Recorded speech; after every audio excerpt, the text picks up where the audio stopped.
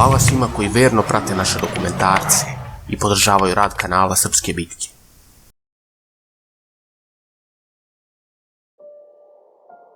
Bez Kosova i ja ne postojim.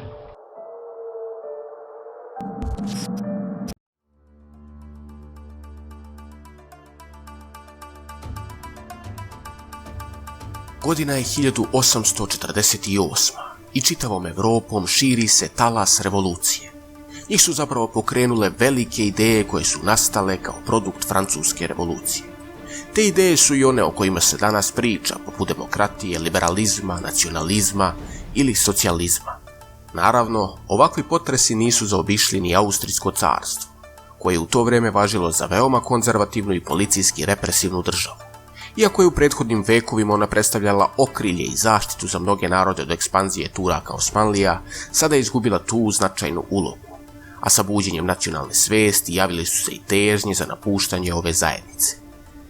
U takvim željama prednjačili su Nemci i Italijani, a javio se i panslavistički pokret. Naravno, na ovaj pokret gledalo se kao na ruski instrument. Vesti o uspešnoj revoluciji u Francuskoj munjevito su obišle svijet.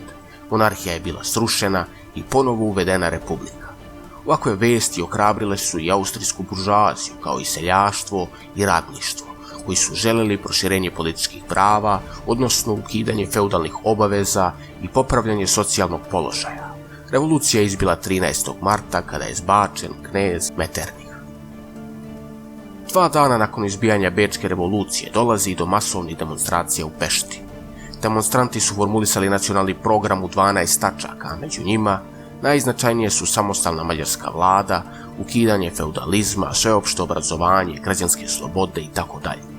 Ugarski sabor prihvatio ovaj revolucionarni program, a Bečki dvor je već 17. marta priznao nezavisnu mađarsku vladu na čelu sa Lajošem Bećanijem i Lajošem Košutom kao ministrom ekonomije. Ovaj revolucionarni talas primio se naravno i kod srpskog naroda, koji je istupio zajedno sa mađarskim. Srpski predvodnici su znali da je mađarska strana ta koja je progresivna i zato je podržavaju. 22. marta srpski revolucionari su zbacili opštinske vlasti u Zemunu i Pančevu i osnivaju nacionalnu gardu. Pokret je ubrzo zahvatio Srem, Banat i Bačku, međutim, tu dolazi do razlaza između ova dva nacionalna pokreta. 8. aprila u Saboru u Požunu primljena je srpska delegacija sa Aleksandrom Kostićem i mladim poručnikom Đorđem Tartimirovićem na čelu. Svi srpski zahtevi koji su predviđali priznanje srpske narodnosti, slobodnu upotrebu srpskog jezika, slobodu veroispovesti i sl. Bili su odbijeni. Lajoš Košut i ostali mađarski revolucionari zazirali su od panslovenskog pokreta. Verovali su da su veze između Srba i Hrvata veoma bliske i da oni žele da iskoriste ovakvo stanje u carstvu. Također, Lajoš je govorio da u Ugarskoj postoji samo jedan politički narod, a to su Mađari. Na sve te izrečene reči, Đorđe Tartimirović mu je preko odgovorio da Srbi svoja prava mogu tražiti na drugoj adresi. Košut je onda prelomio i rekao da će onda o svemu odlučivati mač, a Tartimirović na to da Srbin nikad nije bio kukavica.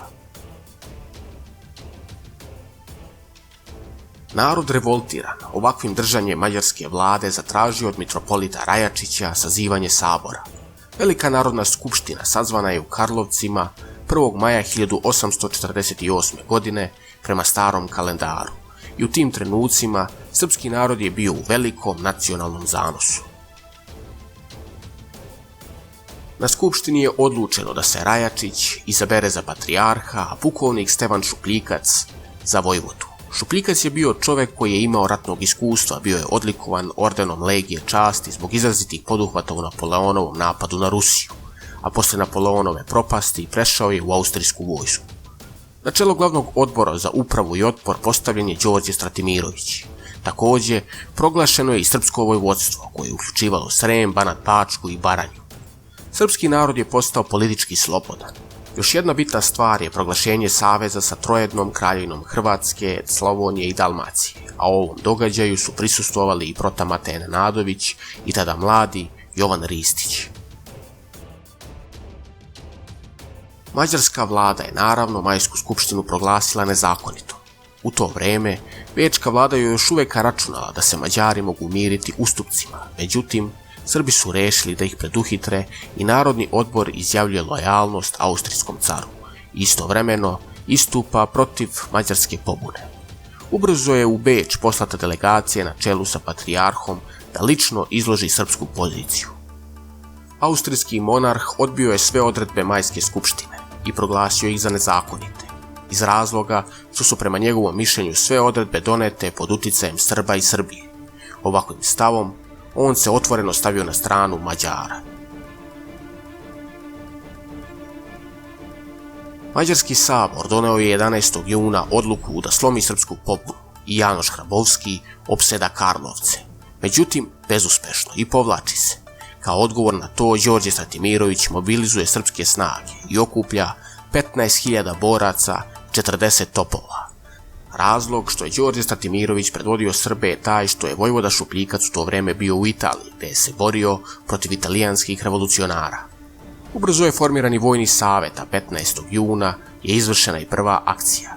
500 vojnika zauzelo je arsenal u Titelu i zaplenilo 10 topova i 2000 pušaka.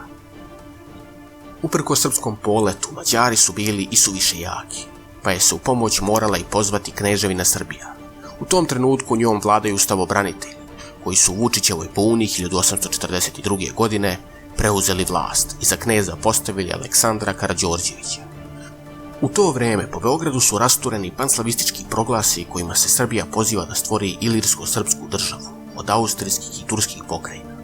Čak i Hrvati se obraćaju i traže pomoć od Kneževine Srbije, a u tome prednjači Ljudevit Gaj, istaknuti lingvista i čovek koji zastupa panslavističke ideje.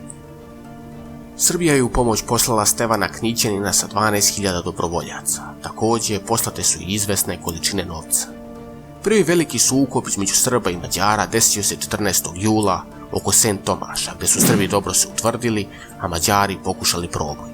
Za odbranu varoši podignuta su 4 reduta na obali Velikog kanala i u svaki redut postavljena je po jedna četa od 450 ljudi. Sredinom juna u pomoć je pristiglo i 300 dobrovoljaca iz Srbije, koji su smešteni u redut na putu sa Stari Bečej, koji je narod iz tog razloga prozvao Srbobran.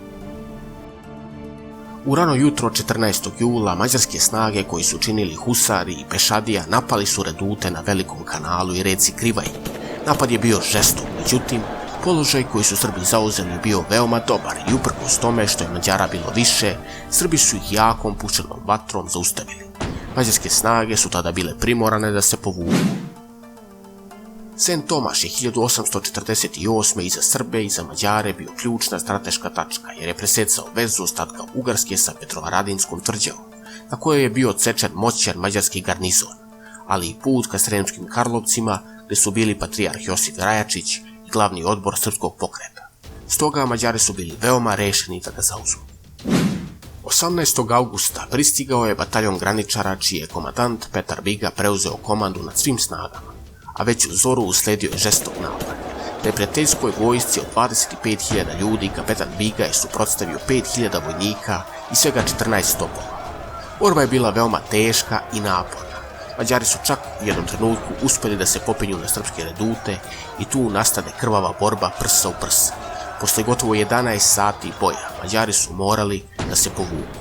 Nakon ove bitke, kapetan Biga postao je izrazito slavan i poštovan u srpskoj vojsci. Srbi su među vremenu pokušali da zauzmu Vršac 12. jula i Belu crkvu 19. augusta, međutim bezuspešno.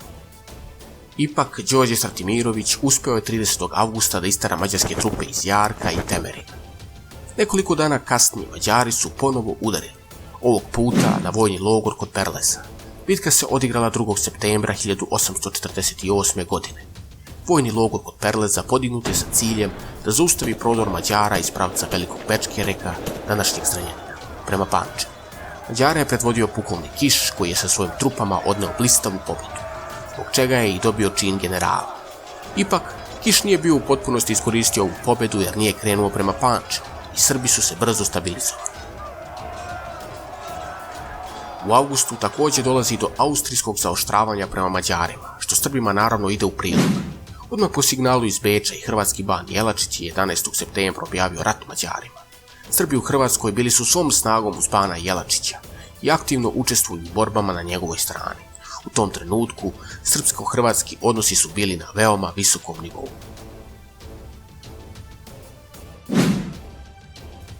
Posle mjesec dana od prošlog napada na St. Tomaš, mađarske snage su ponovo udarile 21. septembra 1848. godine. Ovog puta 40.000 vojnika udarilo je na srpske šančare. Jaka artiljerijska vatra pratila je njihove juriše, borba je bila žestoka, vojnici su padali na sve strane. Međutim, ponovo posle čvrstog srpskog otpora morali su da se povuku. Od tada, zbog žestokog otpora su ovo mesto nazvali Srbobran. Ovo ime će zvanično koristiti se tek od 1918. U međuvremenu i vojvoda Šupljikac je stigao iz Italije i preuzeo komandu nad vojskom i odmah premešta glavni štab iz Zemuna u Pančevo. Od tada, srpski pokret vezan za Austriju i pod uticajem konzervativnih elemenata postaje kontrarevolucionaran. Videvši da su ugroženi sa svih strana, Mađari su pokušali da smanje broj frontova i traže nagodbu sa Srbima. Nudili su ravnopravnost, slobodu vere i jezika, patrijaršiju i posebnog bana u Slavoniji koji će biti ravnopravan sa banom Hrvatske. Međutim, Srbi sve to odbijaju. Srpski patrijarh je video da ovo može iskoristiti u diplomatskim aktivnostima i sve je preneo Austrijancima i banu Jelačiću. Austrija je na to odmah potvrdila Šupljikca za vojvodu, a time i stvaranje Vojvodine, ali nije se izjašnjavala o nadležnostima ove tvorevine. Ipak, u srpskom narodu postojali su i oni kojima je bio bliži savez sa Mađarima. Protiv bečke reakcije njih je predvodio Đorđe Stratimirović, koji je smatrao da je revolucija koju je do tada vodio i srpski narod bila mnogo progresivnija. Jovan Skerlić, proučavajući posljedice revolucije 1848. godine, izveo je zaključak da je Mađarima i Srbima prost razum nalagao zajedničku akciju. To je uprošćen zaključak, jer kada bi se narodi pitali, možda i ne bi bili potrebni ratovi, ali nažalost, njihova reč se u takvim trenucima nedovoljno čuje. Krajem 1848. godine Mađari su krenuli u veliku ofanzivu u Banatu. 5. decembra dolazi do jedne od najvećih bitaka u dosadašnjem ratovanju. Komandant koji je predvodio srpsku vojsku bio je Stevan Knićenin. Srpske snage se procenjuje na oko 3000 boraca i 12 topova. Sa druge strane, Mađare je predvodio pukovnik Janoš Damjanić. Inače, čovjek srpskog porekla koji je među narodom bio poznat kao srpski izdajica. Mađarske snage brojale su oko 12.000 vojnika i 32 topa. Do bitke je došlo kod logora u Tomaševcu i tu se izuzetno pokazao Stevan Knićenin. Borba je bila velika i strahovita. Sa svih strana odzvanjali su topovi i puške i posle velike borbe Srbi su odoleli i ovom napadu. Ovom pobedom nakratko je zaustavljen prodor Mađara prema Pančevu.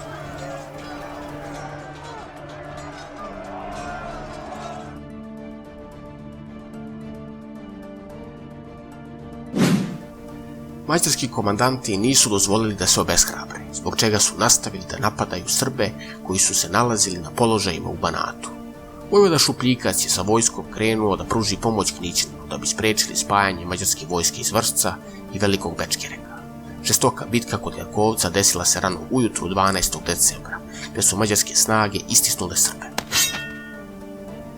Nakon što su ga potisnuli sa leđa, Knićenin je morao da napusti utvrđeni Tomaševac. Srpska vojska se povukla u Pančevo, a vojvoda Šupljikac se razočaran i bolestan vratio zajedno sa njima. Ovaj poraz bio je jasan znak da je neprijatelj odlučan u nameri da zauzme Pančevo. Mađari su svoje trupe počeli da postavljaju severno od Pančeva. U ovom trenutku front se proteže linijom Bela Crkva, ali Bunar, Tomaševac, Titel, Srbobran, Futog pa uz Dunav. Srpske snage koje brane ovaj front broje 24.000 vojnika i 106 topova. Sa druge strane, Mađari su raspolagali sa 40.000 vojnika i sa 102 topa. Ono što je krasilo njihovu vojsku je izuzetno kvalitetna konjica, dok su Srbi bili mnogo bolji pešaci. Vojvoda Stevan Šupljikac, znajući da je mađarska vojska veoma moćna, tražio je pomoć od patrijarha Rajačića da 4 kompanije iz Zemuna pređu u Pančevo, kao i da kneževina Srbija pošalje još dobrovoljaca. Tako je i bilo. 27. decembra nekoliko hiljada dobrovoljaca prešlo je kod Kovina na banatsku stranu. Predvodio ih je Milutin Petrović, brat čuvenog junaka iz prvog srpskog ustanka, Hajduka Veljka.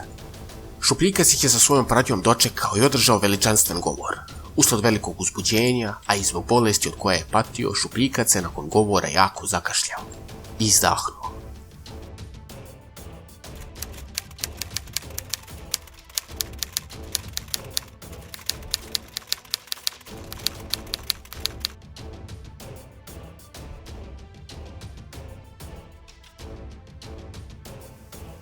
Nezvanično, Ferdinand Mayrhofer je preuzeo vođenje srpskih trupa, dok je formalna komanda pripala generalu Kuzmanu Teodoroviću. Mađarski general Kiš, pobednik od Perleza, krenuo je snežnog, izrazito hladnog 2. januara 1849. godine u napad na Pančevo. Razvila se žestoka borba, Mađari su izvršili nekoliko juriša, međutim 8.000 srpskih vojnika uspelo je da odoleva. U jednom trenutku činilo se kao da je mađarska pobjeda blizu i tada je Ferdinand Mayrhofer predlagao da se Pančevo napusti i da vojska pređe u Srbiju. Međutim, Stevan Knićanin i kapetan Adam Kosanić nisu dozvolili da se to dogodi i borbe su nastavile. U jednom trenutku prekaljeni Knićanin uvideo da se Mađari kolebaju. Naredio je protiv napad. Dobrovoljci Srbije i pančevački gardisti su takvom žestinom udarili da su se Mađari razbežali. Vajda Janoš, mladi pesnik i učesnik napada na strani Mađara, napisao je da je povlačenje Mađara ličilo na povlačenje Napoleona iz Rusije. Pančevačka pobjeda odjeknula je širom srpstva. Knićanin je postao izrazito slavan, čak je i od Njegoša dobio orden Obilića. Ubrzo, srpska armija osvaja i Vršac i Belu Crkvu. U daljem napredovanju pod komandom Kuzmana Teodorovića Srbi su osvojili čitav Banat, veći deo Bačke, dok je istočni Srem i ranije bio u srpskim rukama. Na ovakav neočekivan uspeh Austrija je morala da odgovori i primorala je Kneževinu Srbiju da povuče Knićanine i dobrovoljce. Ovim pritiscima se pridružila i Turska. Pored ovoga, srpski vojnici su sve više pokazivali nezadovoljstvo, jer je Beč postepeno preuzimao komandu u vojsci.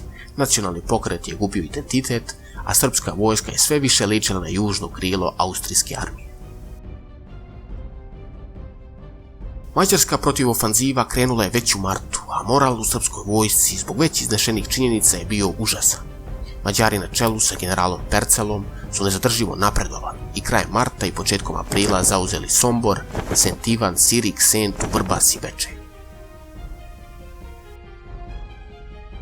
3. aprila 1849. godine odigrala se još jedna bitka kod Srbobrana, u kojoj se vratila četa graničara, oko 250 dobrovoljaca i četa nemačkih gardista dobrovoljaca. U odbranu su uključio veći broj izbjeglica iz okolnih mjesta. Percel je Srbima u Sent Tomašu ponudio kapitulaciju, što je rukovodstvo odbrane, uz punu podršku naroda, odbilo. Mađari su 3. aprila u ranu zoru napali posadu na odbrambenim redutima. U redutima na putu za Stari Vrbas branioci su se odlično držali. Uspjeli su 2 mađarska juriša da odbiju, međutim, u redutu na putu za Novi Sad je pretrpljen poraz. Uz pomoć artiljerije, Mađari su zapalili magacin sa municijom, što je izazvalo paniku i na juriš zauzeli Srbobran. Oko 4000 Srba u ovoj borbi izgubilo je život. Neki su ubijeni u direktnoj borbi, a drugi su se podavili u reci Krivaji i Velikom kanalu, a selo je spaljeno. Krajem maja i početkom juna pao je čitav Banat, a kasnije i gotovo sva mesta osim onih u Šajkaškoj. Novi Sad je teško bombardovan sa Petrovaradina i skoro u potpunosti uništen. Slično je bilo i sa drugim mestima. Jedna od posljednjih bitaka desila se kod Iđoša, gdje su Mađari odneli još jednu pobjedu. U Pančevo su ušli 10. maja i to bez otpora, jer je većina Srba prebegla u Srbiju. Samo je kod Mošorina i Vilova pružen žestok otpor. Zapravo, ova bitka je spriječila ulazak Mađara u Šajkašku. Srpski general Đorđe Stratimirović, koji je zbog političkih stavova bio skrajnut i smenjen, ponovo je preuzeo komandu nad srpskom vojskom, koja se nalazila u užasnom položaju. Na ultimatu mađarskog generala Mora Percela da položi oružje, Stratimirović je rekao: "Čast mi je kazati vam da ja od nazad 48 sahata komandu u Bačkoj vršim i da Srbi pod mojom komandom nikada nisu bili vični niti smeju biti, niti će to ikada biti, da oblasti bez borbe napuštaju."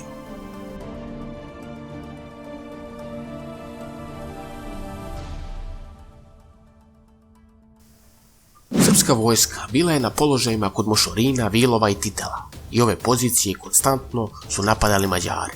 U Mošorinu komandovao je Stratimirović, u Vilovu Jovan Stefanović, a u Titelu Stevan Knićanin koji je se vratio sa dobrovoljcima. Stratimirović je uspio da skupi nekoliko hiljada zaplašenih seljaka i umornih graničara, a došlo mu je u pomoć i 1000 Srbijanaca pod komandom Milivoja Blaznavca. Pred njima je bilo more Mađara pod komandom generala Percela, 12.000 boraca i 40 topova osvetljeni zapaljenim selima. U ponoć Stratimirović je poveo svu svoju vojsku u žestok napad. Ovo je veoma zbunilo mađarsku vojsku koja je uplašena pobegla iz logora. Međutim, kada se razdanilo, husari krenuše u protiv napad. Od jutra pa do podneva trajali su napadi. Besno je jurišala mađarska vojska. Blaznavac je lično upravljao topove i udarao po neprijatelju. U jednom trenutku Stratimirović je konj bi ranjen i nastade zbrka među Srbima, ali general tad sjaše sa konja i nastavi da izdaje komande. Mađari su usled silne borbe zadržani na nožu i pred topovima. Posle podne počeše odstupati paleći sela. Kako je general, kojem je tada bilo tek 27 godina, preokrenuo ratnu sreću i spasio srpsku Vojvodinu. Usled značajnih vojnih uspjeha mađarskih revolucionara, carska vlada u Beču odlučila je da u pomoć pozove ruskog cara Nikolaja I, da joj pomogne u gušenju pobune. On se odazvao ovom pozivu iz razloga što je on predstavljao staru, konzervativnu Evropu. Samim tim, protiv svih revolucija je. Delom iz straha da se i njemu ne bi dogodila. Mađarski revolucionari bili su konačno poraženi u bici kod Bilagoša 13. augusta 1849. godine. Glavne vođe ustanka pobegle su u inostranstvo, uglavnom u Tursku, dok su generali pogubljeni u Aradu. Lajoš Košut je također pobegao u Tursku, a tamo mu se pridružila i supruga, kojoj je u tome pomagao Ilija Garašanin. Košut se na ovo zahvalio pismom. Za mene je dragocena vera da je za spasenje moje žene vašom pomoći zraka božanskog predskazanje za ono bratimljenje vašeg i mojeg naroda, koje su nesrećni nesporazumi u prošlosti tako gorko pomutili. To zbratimljenje leži u interesu slobode naših naroda.